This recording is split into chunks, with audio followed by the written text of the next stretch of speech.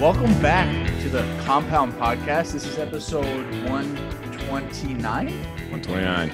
I believe. This is the A Squad presented by Parse Rum. Every time you buy a bottle, a tree gets planted. So I mean, your choice. I had a fan ask me that. They were sitting behind our bullpen. They said, "Dakota, are you going to plant a tree tonight?" I said, "Not tonight, but as soon as the season's over, you bet I am." We have Dustin Garneau on our team, who is retiring on Wednesday. Great career. And gave him a bottle of Parse. Let's go. Had it on the bus ride over here for him with him. It's awesome. Hell yeah. As we said, Ian is not available tonight. He's an all-star. He can do what he wants. All good. All good. He let us know that today. He basically said, "I'm better than you guys." He did. Which, again, we're in the bus league. He's not. Whoa! I'm nervous for this, though. What is this? I'm nervous for this. What is this? I wouldn't let you guys go in alone. Are you – Tom spilled the beans on what you texted him. Tom, I'm nervous because I don't know who it is. Dakota fucked me. I said to Dakota, well, I said, I'm going to tell you this, but then don't repeat it. And then he immediately, within 2 seconds. Because I texted Scott because Ian said he wasn't going to be on. And I said, Scott's a perfect fill-in. So Scott's coming on at 10:45. And then he goes, well, Ian said he has a guest. And I was like, well, this might be mayhem. So we'll see. No, Scott's not coming on. No. Well, I'm going to text Scott. Tom didn't understand what I was saying. This is what I was saying. I was saying, Tom, tell the guys that you, Tom, have a special guest. And then I was going to pop on. Oh, yeah, that would have been good. I didn't do that. And they were tell Scott like, anyway. Who is it? And then they were going to be shitting them. And then it was going to just be me. And then I was going to join for the episode, even though I said I wasn't going to be on. But I couldn't stay away. Couldn't stay away from you guys. Glad you didn't hear the beginning because Zach opened it by saying we got the A Squad. Well, sorry, he can do whatever he wants. And here he is, Zach. No, I said, hey, we have the A Squad. Ian's out. I said, hey, he's an all-star. He can take days off. It's all good. Because I took a day off. I wasn't an all-star. It's not right. It's not right. That's true.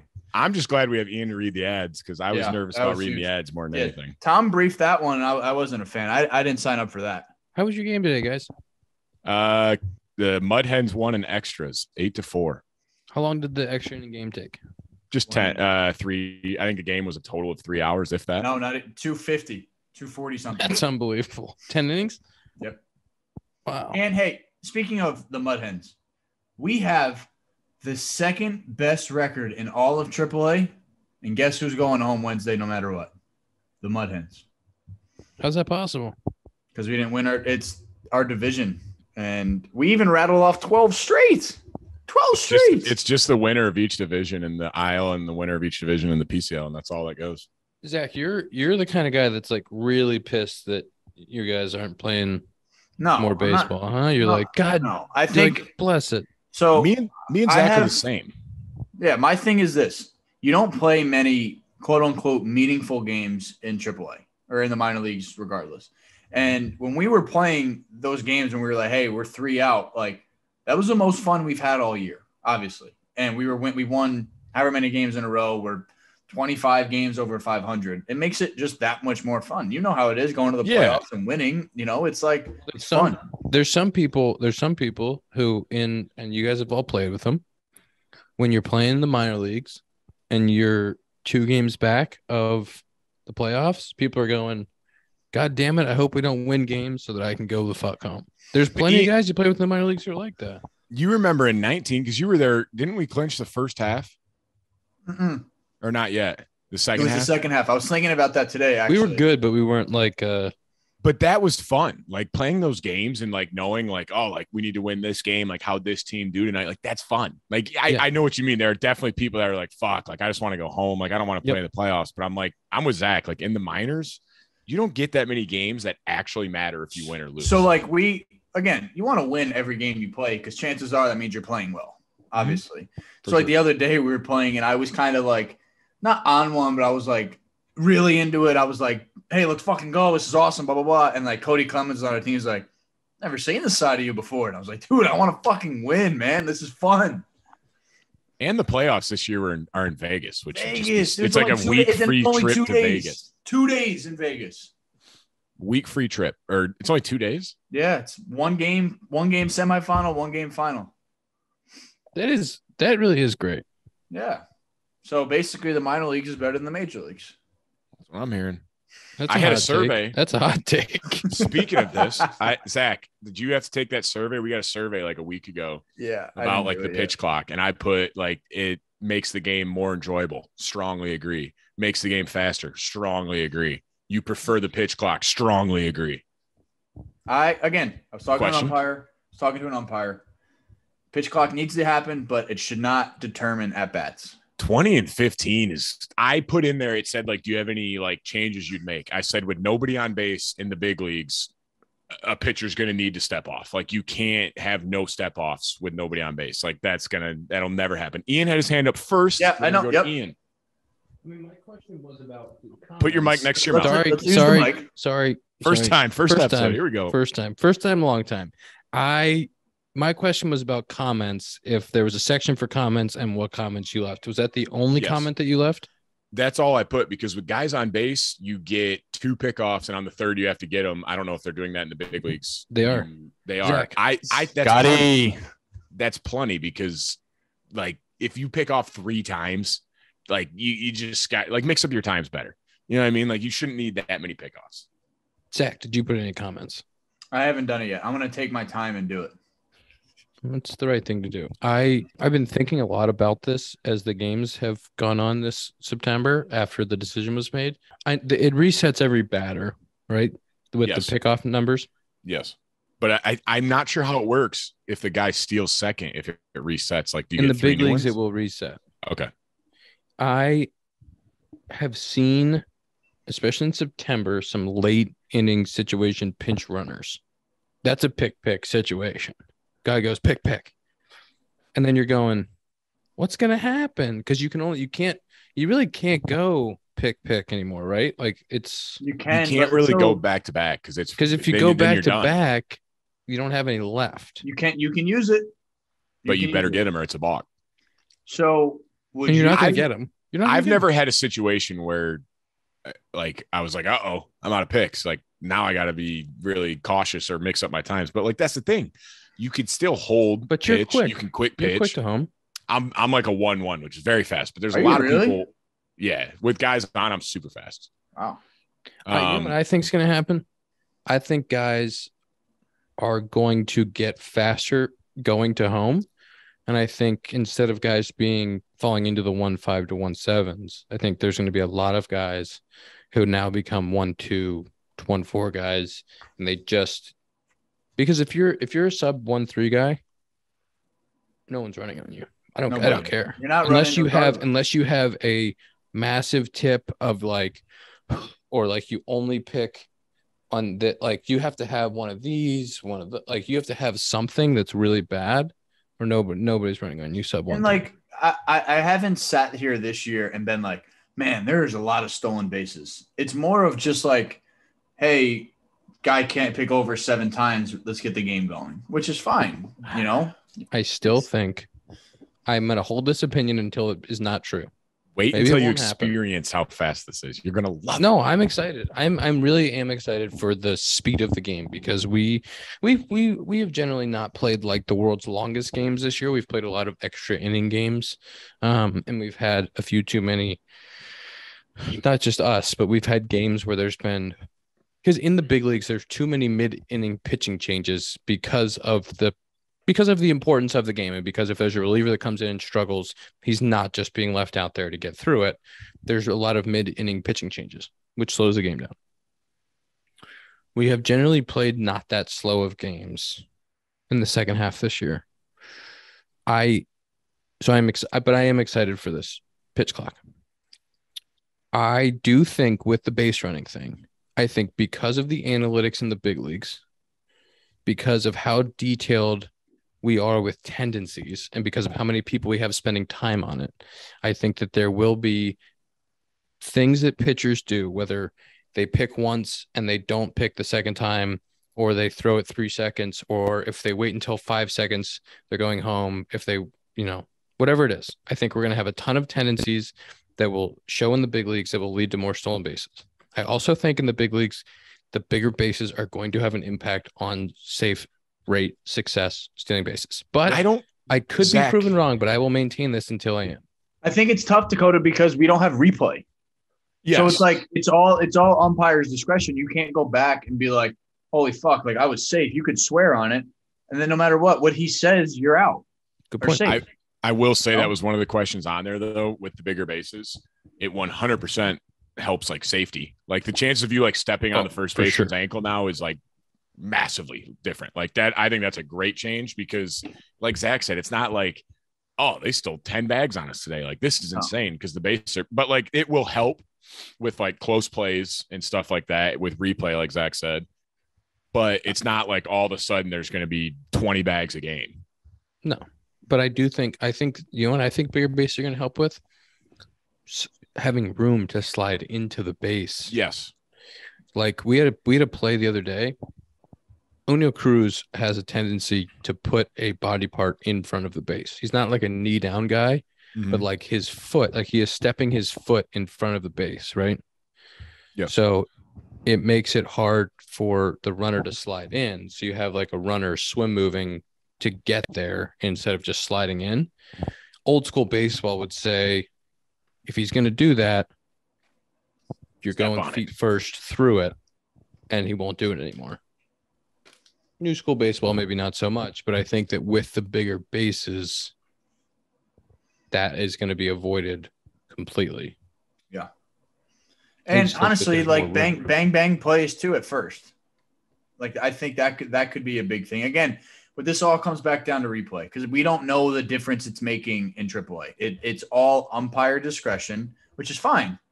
It's nice that you're getting used to it. But I think personally, MLB missed an opportunity this year to have all of these rules in spring training just to at least have guys not.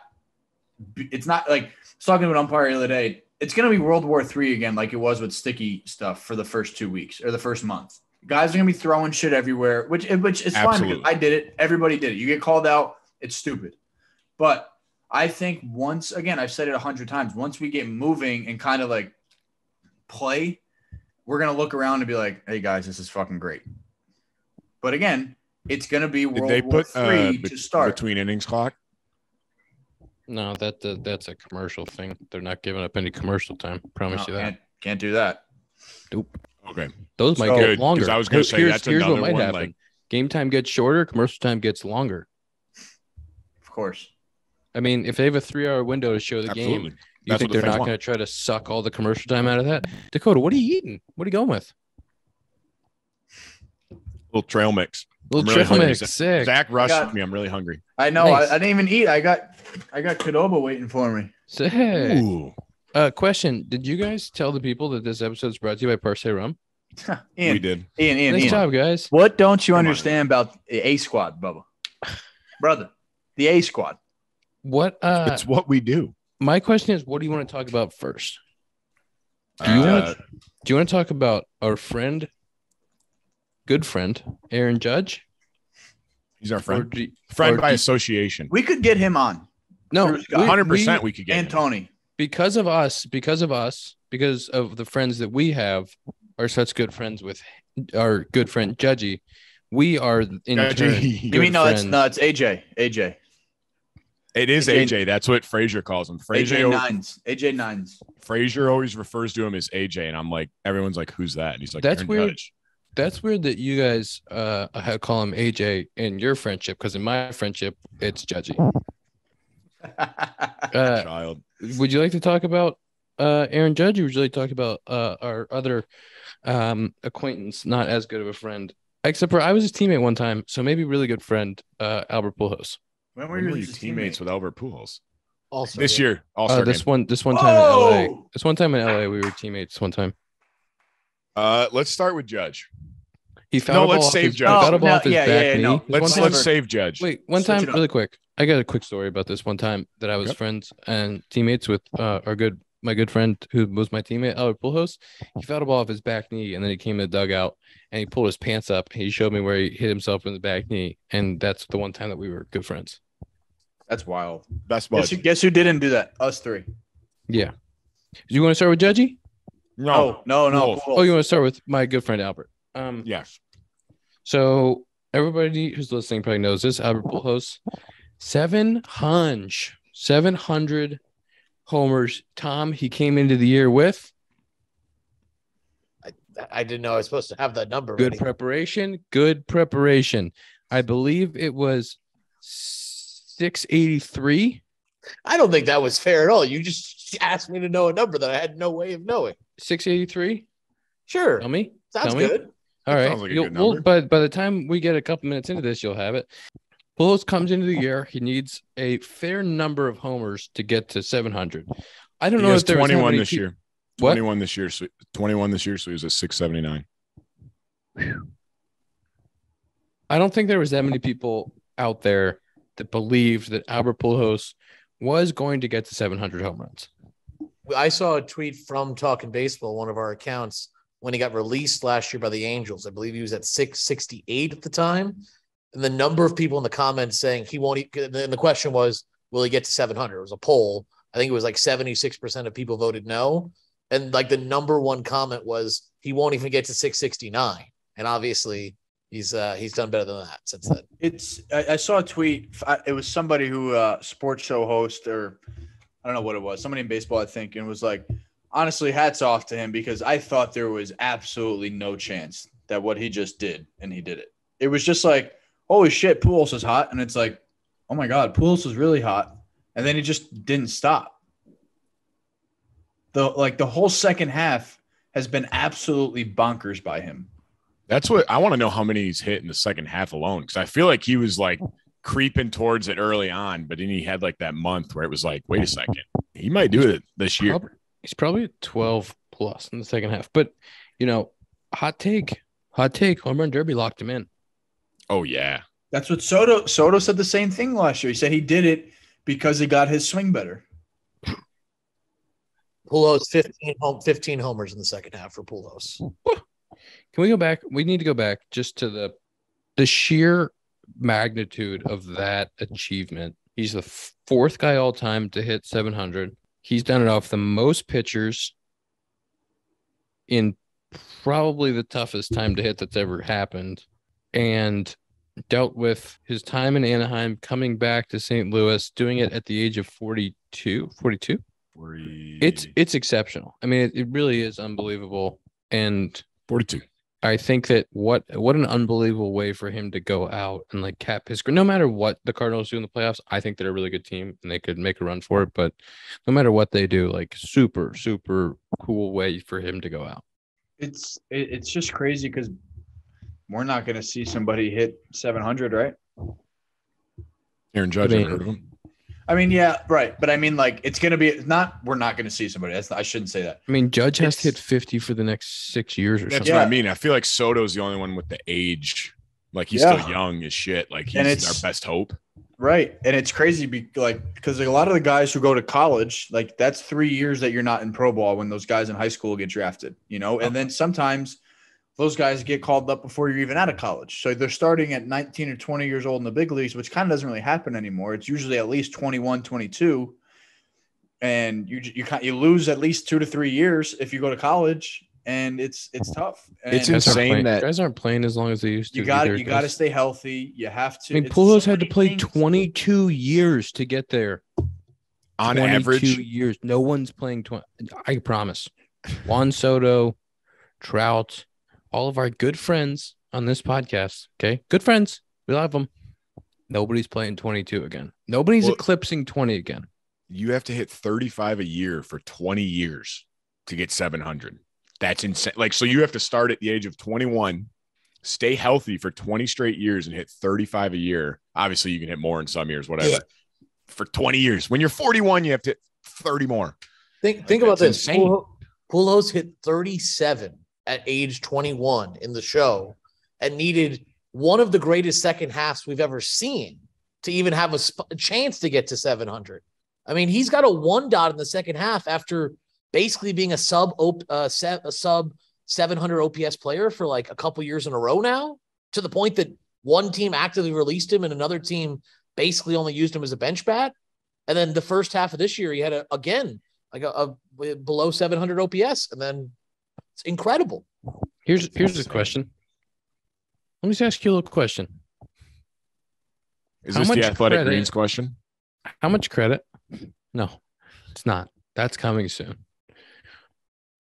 How much credit do Yachty and Wainwright get for this? Well, think about going back and playing. Like, they got to be all like best friends, right? Like, that's got to reinvigorate them. They got to be boys. That's got to reinvigorate like your career, to be back with the guys you like. Him and Yachty played together fucking forever, like coming up together. They probably played together for the first 12 years of his career. No, that's too many. 5, 7. I mean, Yachty's in year 16, maybe 18. That seems like a lot. Maybe 16. Yachty made his debut in 2004. So, and Pujols left the Cardinals in 11, I believe. So yeah, Yachty's in 18. They played like 7 together, but regardless. So this guy goes back, gets to play with these guys that he started his career with, gets to feel comfortable, gets to like, I mean, I think they deserve some serious credit for this reinvigoration. 100%. It's insane. After, like Tom said, after struggling for 2.5 years, like, to just turn it on like that, baseball's not easy. He seems like the type of guy that's been drinking a shit ton of Athletic Greens. Okay. Yes. Seems like he's been crushing them. I haven't asked him. He's a good friend of mine. I haven't asked him. But I would say that he was like, you know what? If I could just take some Athletic Greens, might be popping 15 homers in the second half. Don't you think that that's something that you would do if you were like, hey, you hit 15 homers in the second half, when you'd be like, maybe I should drink my Athletic Greens? I would be taking shots of that between every inning.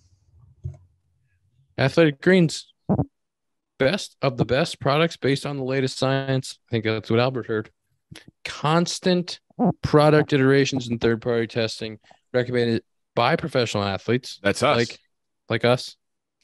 Nice. I'm not saying Albert recommends it, but maybe he does. Allegedly, maybe. For every purchase, he should come on and discuss. And for every purchase, Athletic Greens donates to organizations helping to get nutritious food to kids in need, including No Kid Hungry here in the U.S. Athletic Greens going to give you free 1-year supplement or supply. I'm going to say all the words wrong as we go. Free 1-year supply of immune supporting vitamin D and 5 free travel packs with your first purchase. athleticgreens.com/compound, athleticgreens.com/compound. Take ownership over your health today. My sister actually asked me about Athletic Greens the other day. She said she drinks some other garbage, and I said, well, I'm going to bring some Athletic Greens home. You're going to try it. We're going to switch you over, get you on the good stuff. You said AG1.